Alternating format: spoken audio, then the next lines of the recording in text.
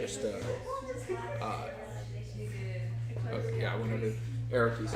Okay, so like I said, this evening we're going to continue our study of the wisdom and vanity that we started last week. Now, what we did, if you weren't here last week, we talked about we talked about background information and everything about the book of Ecclesiastes. Okay, for those of you who missed it, background information, we don't really know who the author is because it's not explicitly said. Now, tradition and clues and context and everything points to it being written by Solomon and written in sort of a third-person limited type of writing. Okay, where he's very knowledgeable, but he knows everything about what he's experienced. Okay, we have the author and the preacher or the teacher or the gatherer who you could call our characters. Okay, and so in chapter 1, starting in verse 1, it's the author's voice, and then for everything from verse 2 on to I think the beginning of chapter 12, it is the author's voice, or not the author, the preacher's voice. Okay, and he is the one talking, and he's talking about how he's gone through all of this stuff. He's searched this entire everything that the world had to offer, and he's found that nothing is really worth anything. Okay, and so what we talked about through last week was we talked about the lies that the world tells us. Look for your success, look for your happiness in wisdom. Okay, because knowledge is power. Okay, remember I told you guys, those of you who were here, that Warren Buffett said that if you want to be successful, read 500 pages a day. Okay, essentially is what Warren Buffett talked about. We see that the author talked about how he found vanity in that, in searching after wisdom. We see that the world tells us, live it up. You only live once. You might as well make it your best life now. Do what you want. Date who you want. Get yours and make life make it count. Okay? And we saw that the author talked about how that was vanity also. Okay? We assume that this is Solomon that wrote it. Okay? So it was Solomon that wrote it. And he talked about how he had everything that his eyes desired. If he saw it, he took it. It was his. That was how he viewed things. Okay? How many of you guys remember the worth, Solomon's net worth I told y'all? It was like in the trillion. Something trillion. It was $2.2 trillion. Okay? For reference, the richest man in the world right now is only worth, no, this is just ridiculous to say only worth, $202.4 billion. Okay? King Solomon had a net worth of $2.2 trillion. Okay? Keep that in mind because we're going to talk about, because I'm going to remind you guys what we talked about afterwards. Okay? And we're going to talk more about wealth tonight also. Okay? Not only that, but Solomon had 700 wives and 300 concubines. Okay? He had innumerous children. Okay? He literally says in chapter 2, in verse 10, whatever my eyes desired, I did not keep from them. I kept my heart from no pleasure, for my heart found pleasure in all my toil, and this was my reward for all my toil. He said, if I saw it, I took it, I wanted it. It was mine. And then verse 11 of chapter 2, he writes, then I considered all that my hands had done, and the toil I had expanded in doing it, and behold, all was vanity and a striving after wind. And there was nothing to be gained under the sun. He said, I looked for pleasure. I looked for it in living it up. I looked for my purpose in living it up. And what I came to was that it was pointless. It was vain. It was like chasing after the wind or grasping at smoke. And then we got to chapter 3 and we talked about all of this. And so if you go to the next slide, Caleb, we'll be reminded as to what the theme of this book is. The theme is Hevel. Hevel. Everything is Hevel. which means, right, so a rough English translation of this Hebrew word hevel means meaningless, but that doesn't really capture the desperation that is in this Hebrew word of hevel. What this hevel means is literally like trying to grab smoke. Trying to grab smoke. I should have had a fog machine up here and like had you guys try to catch the smoke. Yeah, you said that last time. I did say that last time. I'm gonna do that one time. There weren't enough people for the joke. You had to say it again. Yeah, there weren't enough. I gotta retell it so it's no. Wow, I didn't know that. But it's like trying to catch smoke.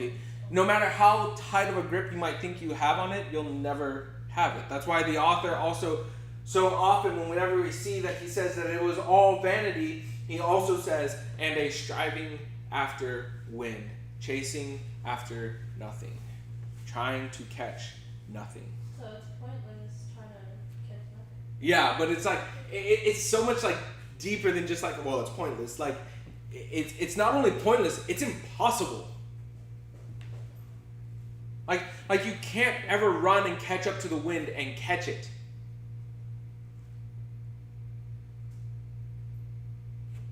You'll never be able to catch all of the wind. Like it's impossible.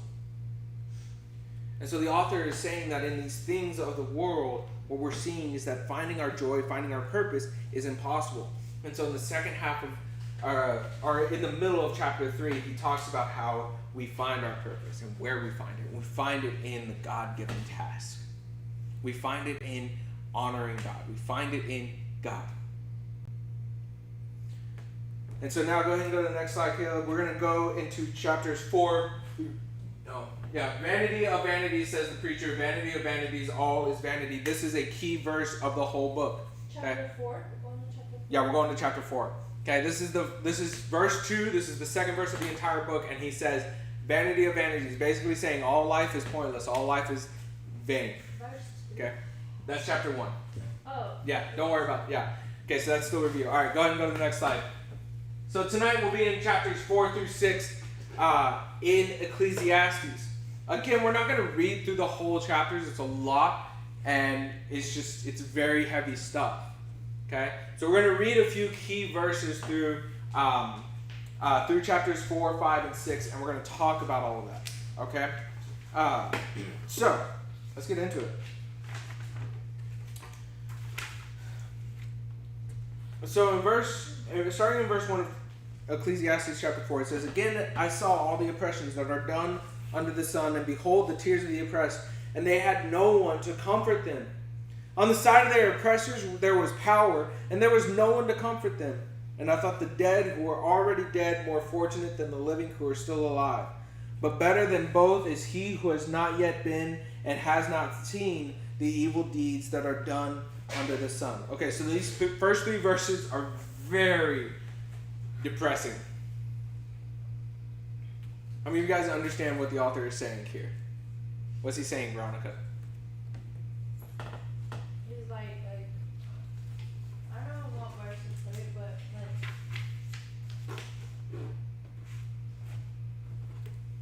like, he's like saying like, it's like, you can't, like, I don't know how to put it.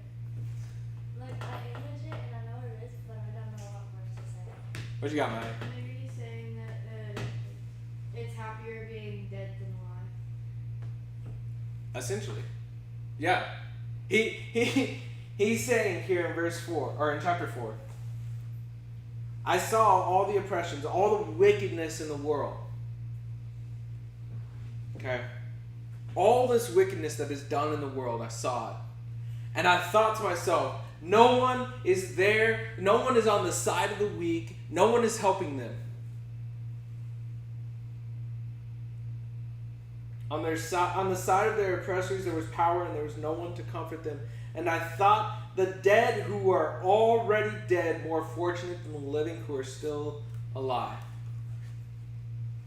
Then he goes one step further and he says, it is better to be one who never even existed or be unborn. We're going to see that again. He says again this phrase of like, it's better that for a stillborn baby than for someone who has been born and gone through this life. So right now, the author of Hebrews has said, not only did I find no joy, no purpose in the wisdom or the wealth or the pleasure of this world, but I look around this world and I see evil and I see injustice and I see that reigning supreme, and I think, how great would it be to just be dead? He thinks of the dead as more fortunate than the ones who are alive, and better than to be dead is to be one who never even existed,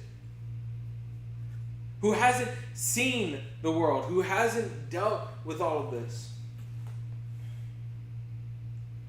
In chapter 3, he takes a brief glimpse into hope, and in chapter 4, he turns right around and he's writing under this premise, go to the next slide, that I'm calling under the sun thinking. This under the sun thinking. If you guys look, another common thing that we see in chapter 2, there was nothing to be gained under the sun. In chapter 4, again I saw all the oppressions that are done under the sun.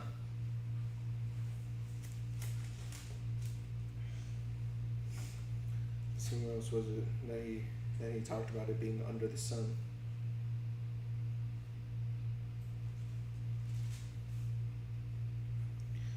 In chapter 5, verse 13, it says, there is a grievous evil that I have seen under the sun. Riches were kept by their owner to his hurt.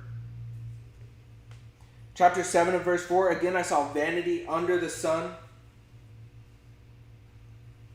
What I mean by this under the sun thinking, and what this author is approaching it with, is that this world is just the limited thing that he sees. Under the sun. Everything just in this world, in this life. Everything here on earth. So when you read or you hear the author talk about under the sun, what he's talking about is he sees all this stuff being done on earth. Now this under the sun thinking comes in the Old Testament, and this comes in the Old Testament before the prophets. Solomon didn't know the promise of the Messiah that was to come.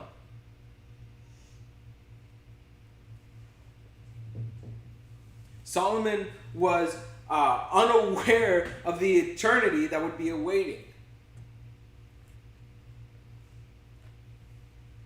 That's why he had this under the sun thinking. And so often we have that same thinking.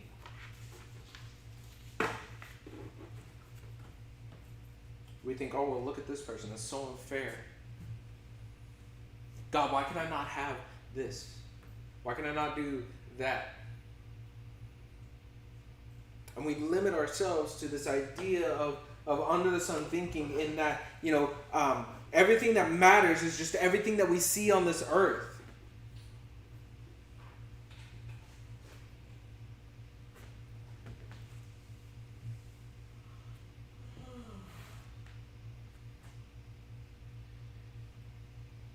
The preacher talks in verse 4, then I saw that all toil and all skill in work come from a man's envy of his neighbor.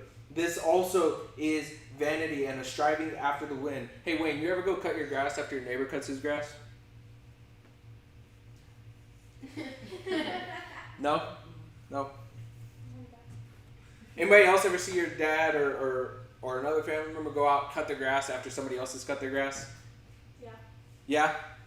Okay. My dad will do it. Yeah. It's like this joke with like dads, especially, like, oh, the neighbor's cutting their grass, I need to go cut mine. Like you can't let your neighbor have the better grass than you. Yeah, like we'll do it, and then they'll come out. No. They'll come out and they'll start mowing. I don't think you've seen my neighbor's lawn. There's no point in trying. There's no point in trying. That man hand-picks weeds in his entire lawn. What? He goes, like, once a week, he goes through on his hands and knees and picks out his weeds. Are you talking about your neighbor? Oh, I thought you were about to say. But the funny thing is like the author here, the preacher here, Solomon, he says, I saw all toil and all skill in work come from a man's envy of his neighbor.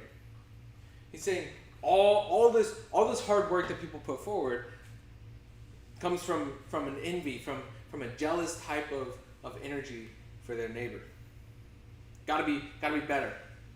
Gotta do more. Gotta have the better car. Gotta impress. You know, Dave. How many of you guys have ever heard Dave Ramsey? Oh, my mom listens to him. Okay, listen to him. Okay, one of his big sayings, if you guys don't know it, Dave Ramsey is a Christian financial I was gonna say advertiser. That's not right. Advisor. Okay, and one of his big sayings is stop spending money you don't have to impress people you don't like. Is that not the guy from the Cooking Show? No. That's Gordon Ramsay. I was literally Okay. cooking. No, I was asking her and she was like, okay, no, you said Christian. Are they and all I related? seen is a TikTok and he was like yelling at kids. And I'm like, oh, I didn't know that guy was Christian. That dude definitely not Christian. Are they related at all? I don't think so. One's from Tennessee, one's from Great Britain, so probably not. I mean, maybe way down the line. Maybe. No. Maybe way down the Maybe line. they're brothers and Gordon's just faking the accent. Maybe that could be it. Has anyone talked to Gordon recently? Has anyone checked in on Gordon recently? He just lives in Florida. But here the preacher tells this congregation that he's gathered. Okay, and it's so appropriate that this book is called Ecclesiastes. So the title of this book, Ecclesiastes, comes from the Greek word ekklesia, which is where we get the word for church.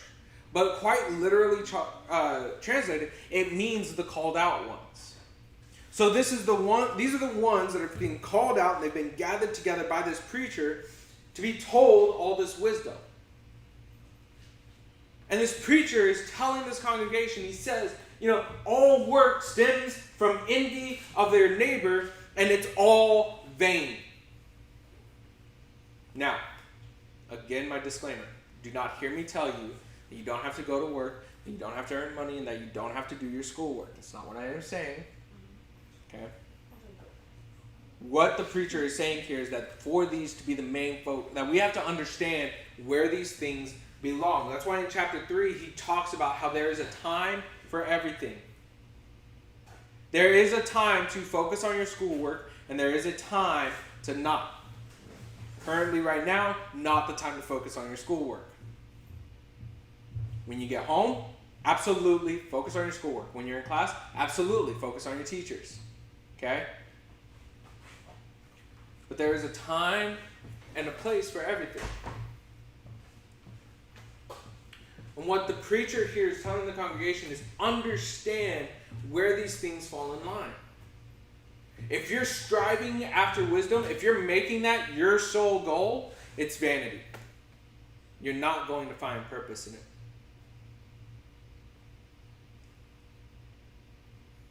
Because one of two things will always happen when you're chasing after wisdom. One, you'll come across someone who knows more. Or two, you will believe yourself to be the smartest one in the room and alienate people.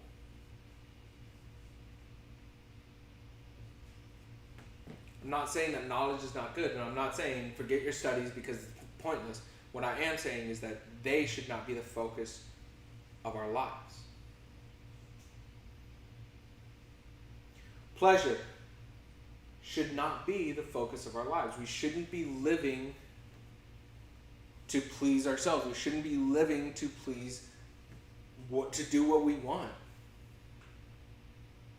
The Bible is very clear on that. Because the thing is that the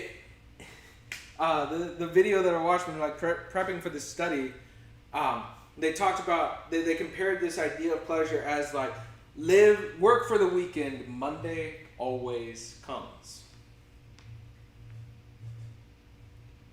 See, the point being is that, if you focus only on what brings you pleasure, only what brings you happiness, you're going to miss out on so much. You're going to miss out on being able to live in a joyous relationship with God and bring happiness to yourself through that. and peace.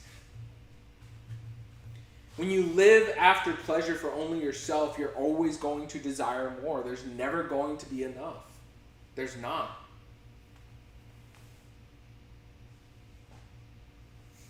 It's like eating a cake. You know, sometimes Kelsey will ask me, "Hey, you want cake?" And I'll be like, "No, I'm okay." And she'll look at me and she'll be like, "Are you crazy? It's cake." But the thing is, like, okay, like we get a piece of cake, but then we want more, and then we want more and more, and maybe like, and I'm not saying like all together or whatever, okay. But there is, and maybe like you don't like cake or whatever, and the point is that the cake is like metaphorical, okay? It's figurative, okay? There's always going to be something that you're never going to have enough of.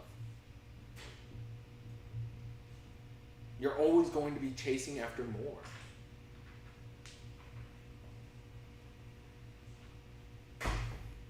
Like whether that's pleasure, wisdom, like any wealth, there's always going to be a need for you to have more.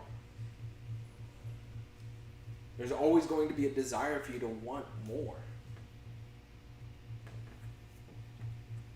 And so the author says, or the preacher says, I'm sorry, I keep saying the author. The preacher says that all this hard work out of envy for your neighbor is vanity, chasing after the wind.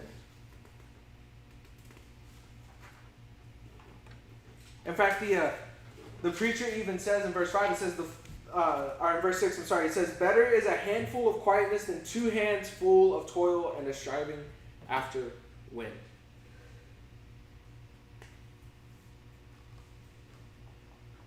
The preacher here reflects on the value of contentment. Being grateful and content with what you have. In fact, the preacher even says that it is better to have less and be content with that than to have more and constantly be chasing after this wind and grasping at this smoke of more and more and more.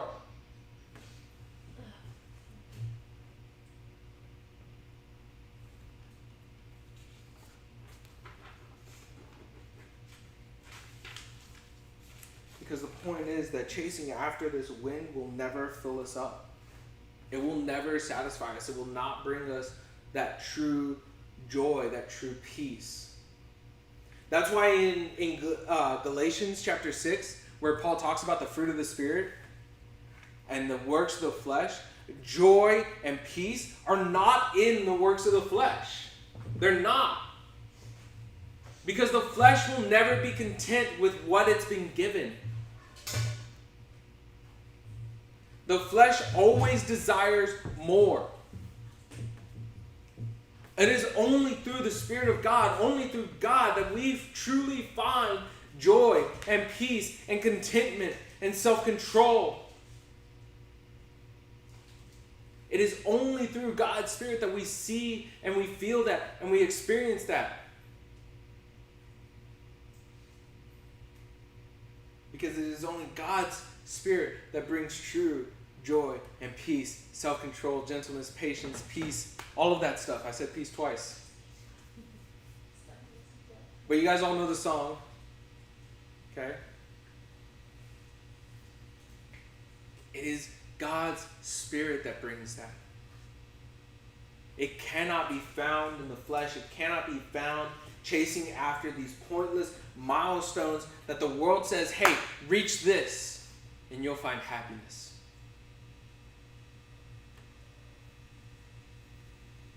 It becomes because chasing after this wind becomes a drug. It becomes something that we are always constantly chasing after, always constantly trying to fill ourselves with, and it's just pointless. It's just vanity.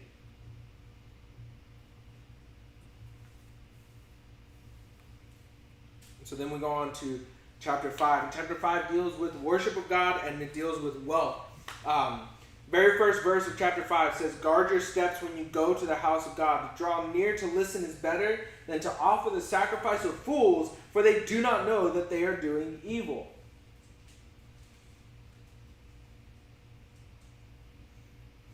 We skip down to to verse 8. It says, if you see in a province the oppression of the poor and the violation of justice and righteousness, do not be amazed at the matter, for the high official is watched by a higher, and there are yet higher ones over them. But this is gain for a land in every way, a king committed to cultivated fields. He who loves money will not be satisfied with money, nor he who loves wealth with his income. This is also vanity. When goods increase, they increase who eat them. And what advantage has their owner but to see them with his eyes? Sweet is the sleep of a laborer, whether he eats little or much, but the full stomach of the rich will not let him sleep.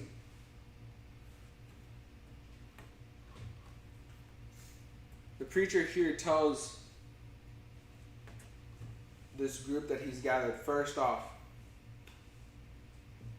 even in an under the sun thinking manner, to guard our steps, to make sure that we approach God with the honor, the glory, and the praise that he is deserved. And he's deserved. It would be wise to honor God and walk prudently, or guard our steps when we go to the house of the Lord.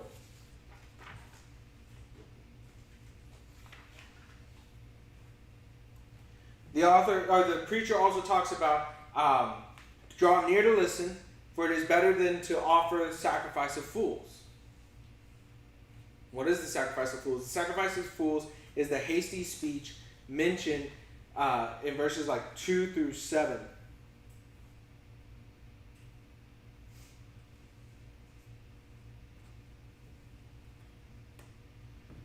But Solomon, the preacher here, tells us and tells the ones that he's gathered, when you come to the house of God, come prepared to hear something. Come ready to draw near and listen. Draw near and obey.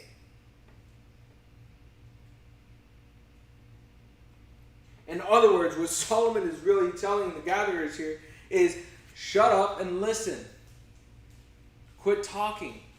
Shut out all the other distractions of this world and listen. As a youth pastor, guys, I've been asked so many times, how do I hear the voice of God? And the answer is so simple. Turn down everything else. Turn it all down.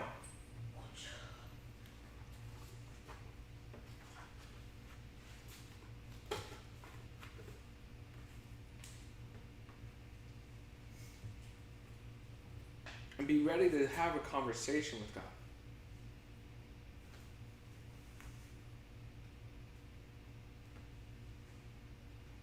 How well can you listen if you pop in once or twice a week, say, hey, I messed up. I'm sorry. Help me to not do it again. Oh, and by the way, I have a test coming up, so if you could give me the answers for that, that'd be great. Okay? Keep all my family safe, and I've got this uncle who's sick, so please help him and make him feel better. All right, I'll talk to you later. And you go out and you shut the door. You're not going to hear the voice of God very well.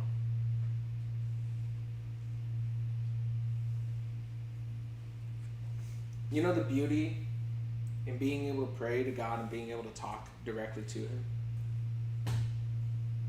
The beauty in doing that is that, one, you can do so as a friend. The Bible tells us that we are friends of God. In fact, Peter writes to Christians and says, you are a chosen race, a royal priesthood, a people after His own choosing.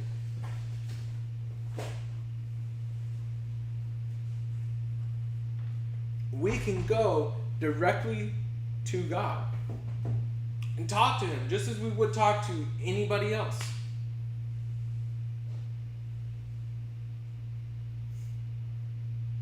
The other beauty, there's no time limit on prayer.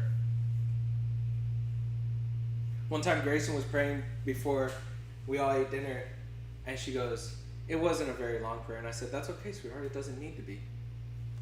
In fact, Jesus even warns about long prayers just to fill up time. Jesus says that when you pray, don't pray like the hypocrites who pray out on the street corners and heap up empty phrases to make themselves sound more holy and to fill this time. Any of you guys ever heard of Deacon's prayer? Be very careful because I got a deacon in here. The joke is that a deacon's prayer is usually one of those that's like, it's very long and drawn out, and it starts all ornate, and it's like, it's just this like real fancy prayer. Okay? It doesn't need to be. If you have something of meaning that fills that time, cool, great, awesome. If you don't, then you just, it's okay. Oh, I'm running late here. Bless you. The fact is, understanding how we approach God is important.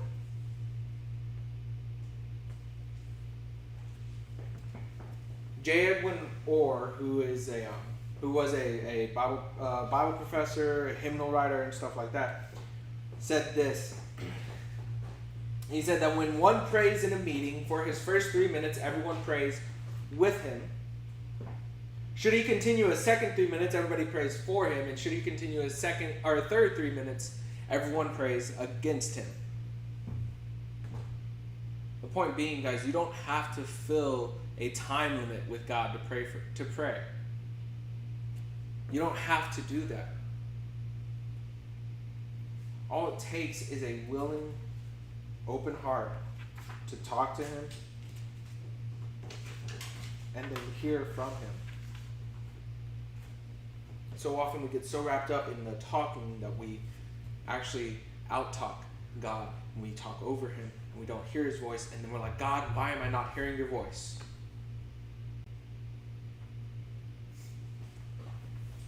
Maybe it's the Netflix that's drowning them out. Maybe it's the Snapchat. Maybe it's the Facebook, Instagram. Or maybe it's just our own voice that's drowning out the voice of God. There's a beauty and a simplicity in being able to just sit and be still and hear the voice of God.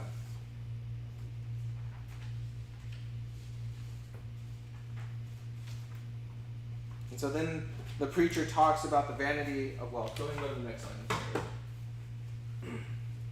He talks more of the vanity of wealth.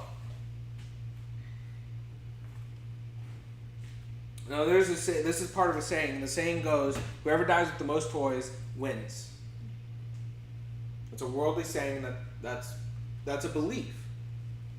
Die with the most toys. Get what you can and get what makes you happy. Show others that you can be successful. But then when we get to chapter 6, we see just how vain that is. Chapter 6, there is an evil that I have seen under the sun, and it lies heavy on mankind. A man to whom God gives wealth, possessions, and honor, so that he lacks nothing of all that he desires, yet God does not give him power to enjoy them, but a stranger enjoys them. This is vanity. It is a grievous evil.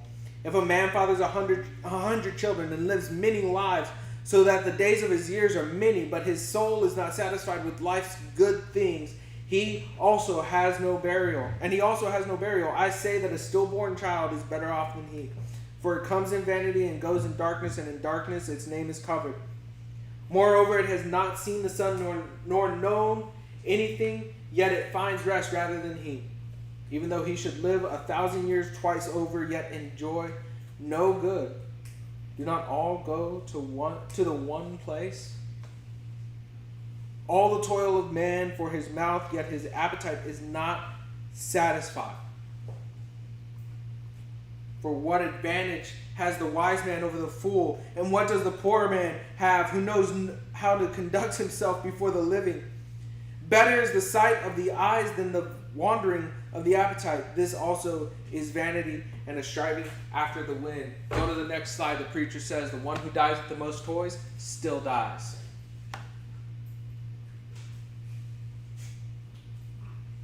And he says, what is the point then? This wealth that you accumulated, this great wealth, this great life, if you will, as the world calls it, what is the point of it? Because you know what? You still die in the end.